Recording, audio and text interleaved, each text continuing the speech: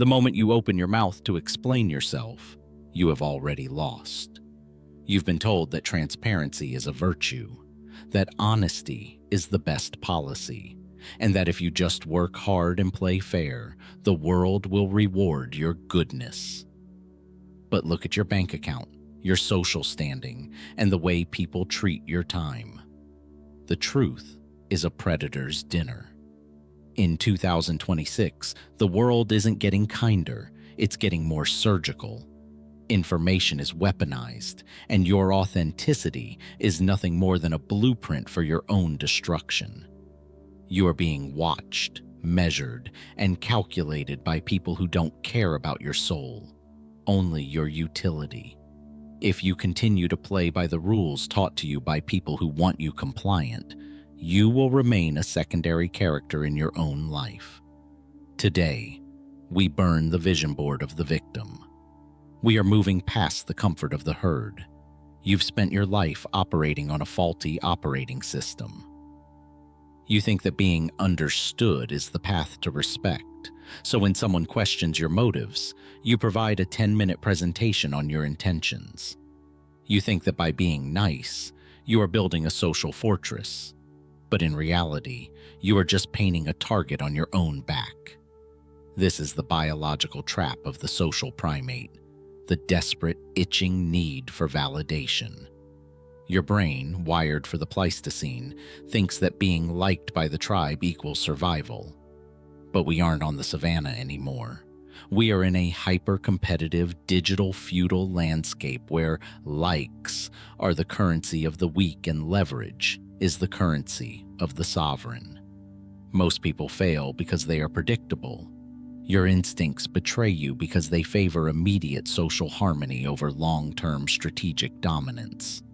When someone attacks you, you get defensive, a signal of low status.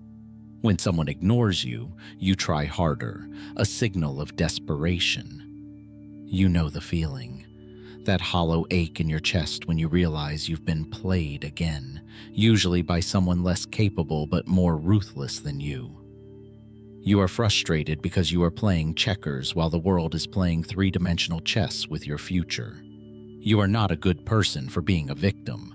You are simply a harmless person, and as we will explore, a harmless man is not a virtuous man. He is just a rabbit waiting for a predator to get hungry. Niccolo Machiavelli was not a villain.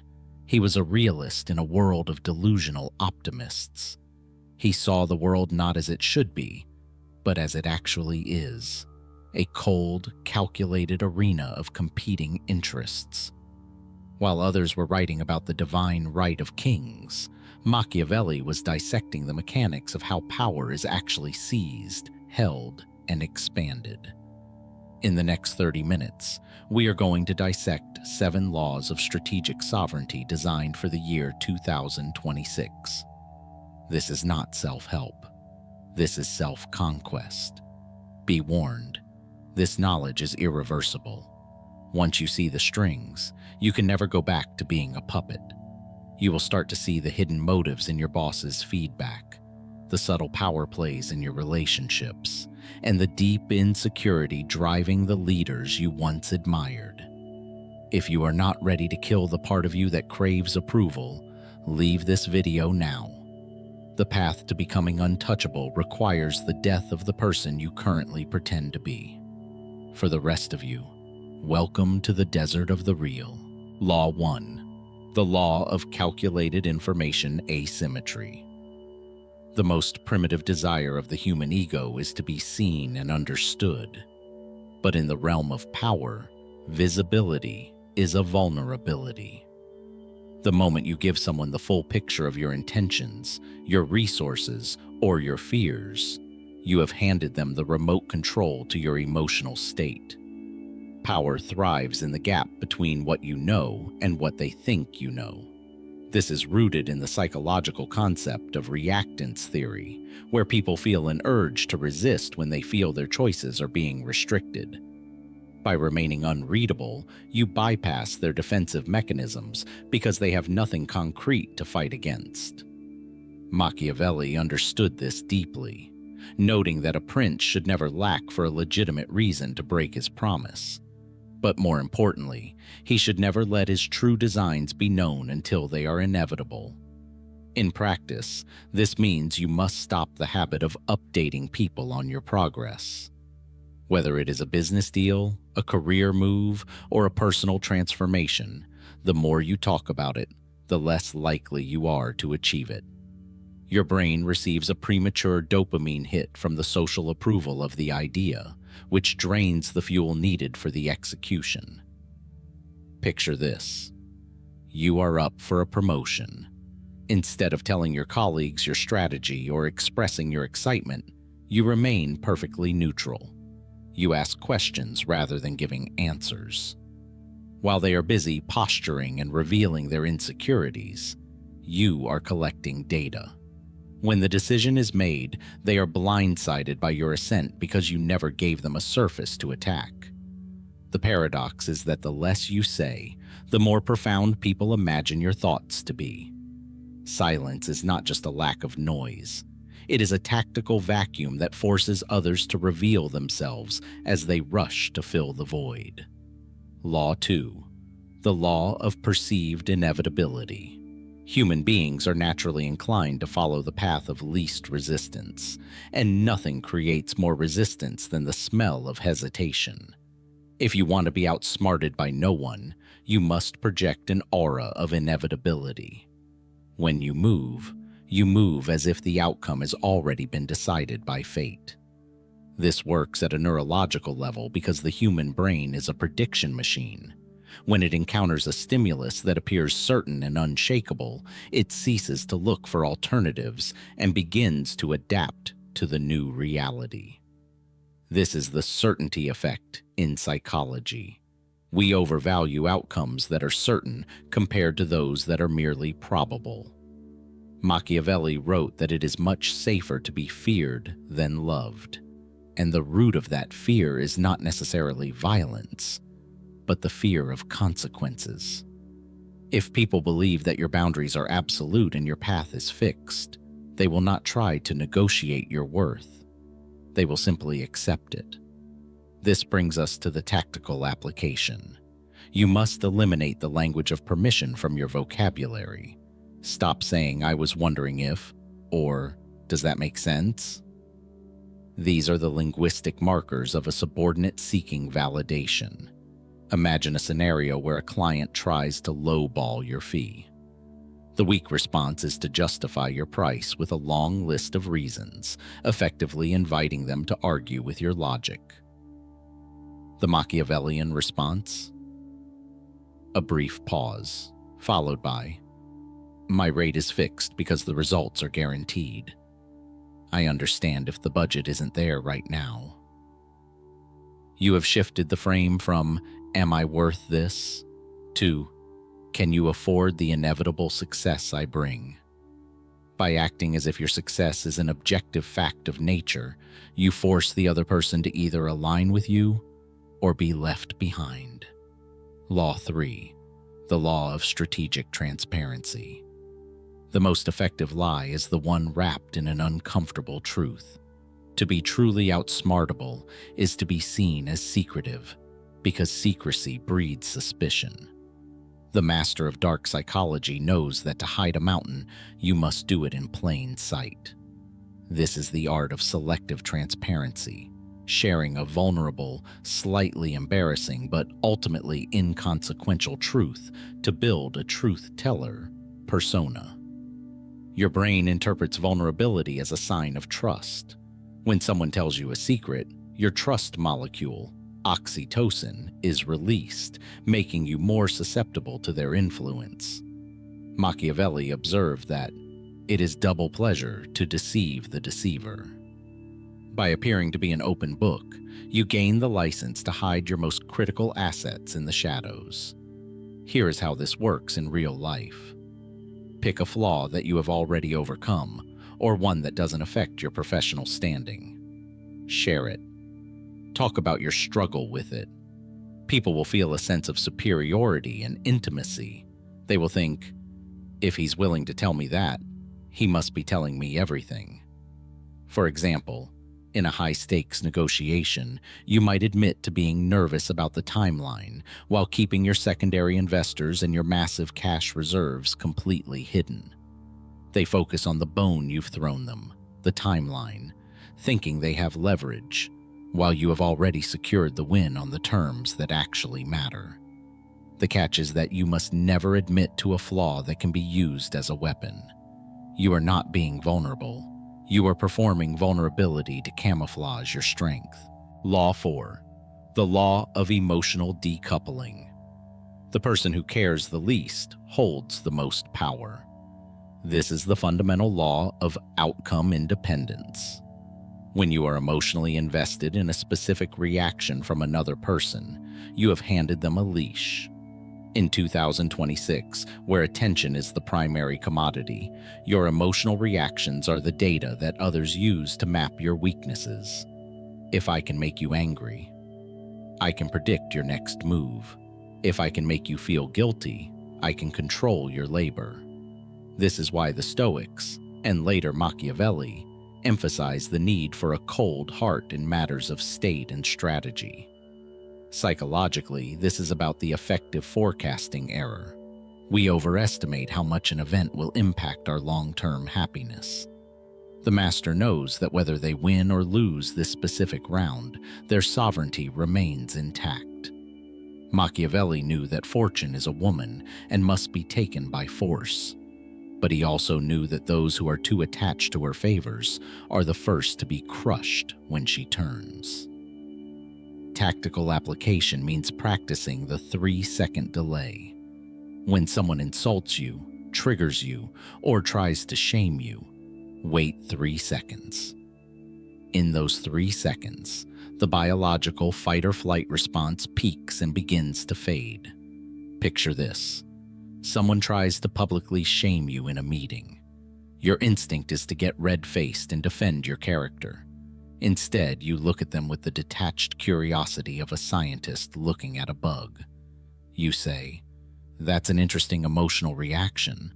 Does it relate to the project, or are you just having a difficult morning?" By refusing to join them in the emotional mud, you make them look unstable and yourself look untouchable. The goal is to be a mirror, not a sponge. Law 5. The law of the lion and the fox. To be a lion only is to be a target for traps. To be a fox only is to be crushed by the first wolf you encounter. You must be both. The lion is your capacity for direct, overwhelming force, the ability to say no without explanation, to end a relationship instantly, to walk away from a deal. The fox is your cunning, the ability to detect the subtle shifts in social tides and to use indirect influence to get what you want. This is a balance of virtù, not moral virtue, but the prowess and capability to adapt to fortuna, or chaos. The reason most people are outsmarted is that they are one-dimensional. They are either the nice guy, the prey, or the loud bully, the target. Your brain is wired to categorize people quickly to save energy. When you display the traits of both the lion and the fox, you create cognitive dissonance in others. They can't figure you out, and what the human brain cannot categorize, it fears and respects. Machiavelli's famous quote reminds us, "A prince must be a fox to recognize traps and a lion to frighten wolves." In practice, this means your default setting should be the fox, polite, observant, strategic, and indirect. But your background process must always be the lion, ready to strike with surgical precision the moment a boundary is crossed. Imagine a friend who constantly borrows money, but never pays it back. The fox observes the pattern and stops offering. The lion, when confronted with the next request, says, "Our financial relationship is over because you lack integrity. We can be friends, but the bank is closed." No anger, just the cold weight of the lion's paw. Law 6. The law of social camouflage. In an age of personal branding, the truly powerful are becoming invisible. The most dangerous person in the room is the one who looks like they belong in the background. If you stand out too much, you trigger the tall poppy syndrome, the natural human urge to cut down those who rise above the collective. By practicing social camouflage, you move through the world with zero friction. You appear common so that you can remain uncommon. This is the pratfall effect. People like you more when you appear slightly flawed or normal, which lowers their guard. Machiavelli knew that everyone sees what you appear to be. Few experience what you really are. If you appear to be a high-flying elite power player, every other power player will view you as a threat to be neutralized. If you appear to be a dedicated, slightly boring, but highly competent professional, they will leave you alone to build your empire in the shadows. This is about strategic mediocrity in your appearance and extreme excellence in your results. Here's the move. Dress one level below your actual status. Speak 50% less than the most talkative person in the room. Agree with people's minor opinions to make them feel smart. Let them win the small, inconsequential arguments so they feel they have dominance over you.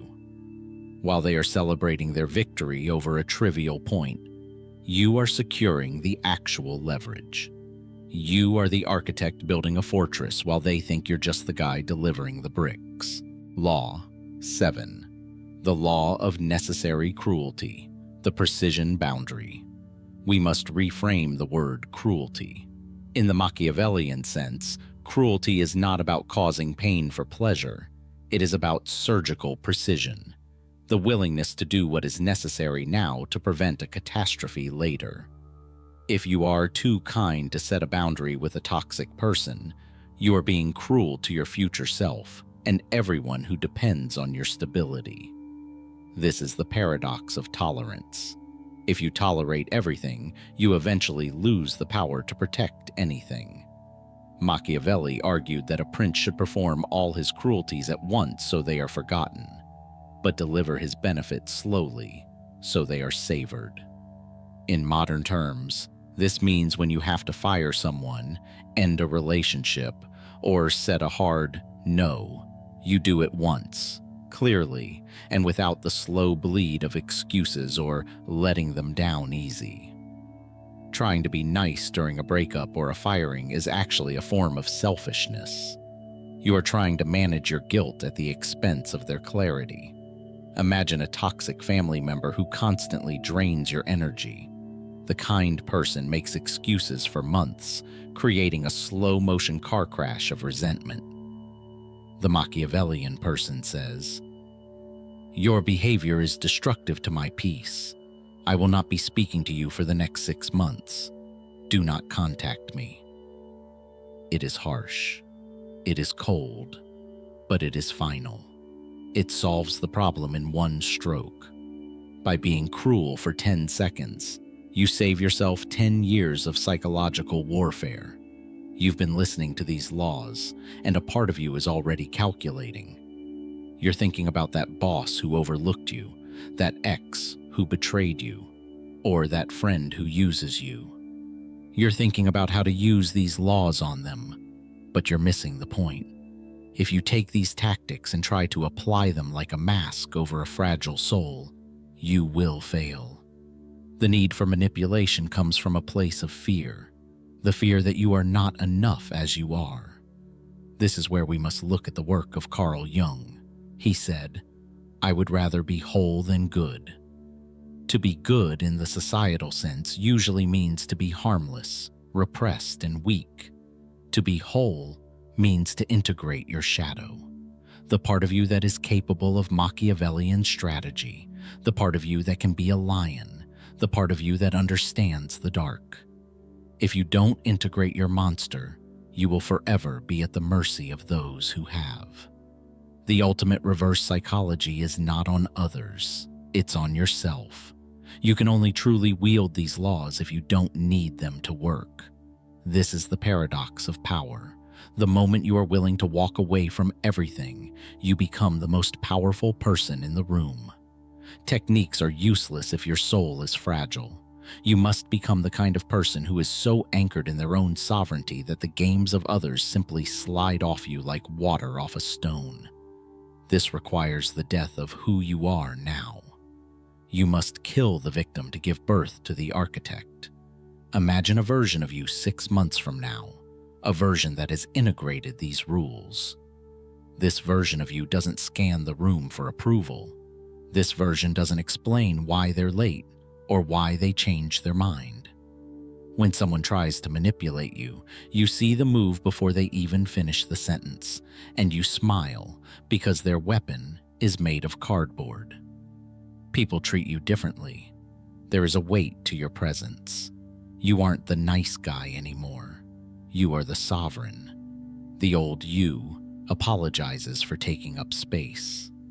The new you owns the room by saying nothing.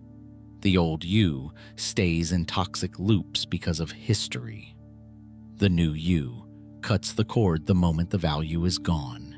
The old you hopes for the best. The new you prepares for the inevitable. There is a price for this. You will lose friends. The people who benefited from your lack of boundaries will call you cold or changed. Your family may not recognize the person who no longer begs for their validation. There is a deep, quiet loneliness that comes with sovereignty. This is the tax you pay for greatness. You have a choice. The comfort of the herd, where you are safe but sheared every summer, or the freedom of the wolf, where you are responsible for your own kill. You cannot have both. If you're still here, you're part of the 0.01%. Most people turned this off the moment I suggested that being good was a trap. They've already gone back to their lives of quiet desperation, waiting for someone else to give them permission to be powerful. But you stay. You feel the truth in these words, even the ones that sting. Subscribe to this channel, not to support us, but to make a contract with yourself. Every video we release is a whetstone for your mind. We are just getting started. The rabbit hole goes much deeper than 7 laws. We don't teach you how to fit in. We teach you how to transcend the game entirely. Start today. Pick one area of your life where you have been too transparent and close the door. Don't explain. Don't announce it. Just become a mystery. Watch how quickly the power dynamics shift when you stop being a predictable open book. I'll see you in the shadows. Welcome to the inner circle.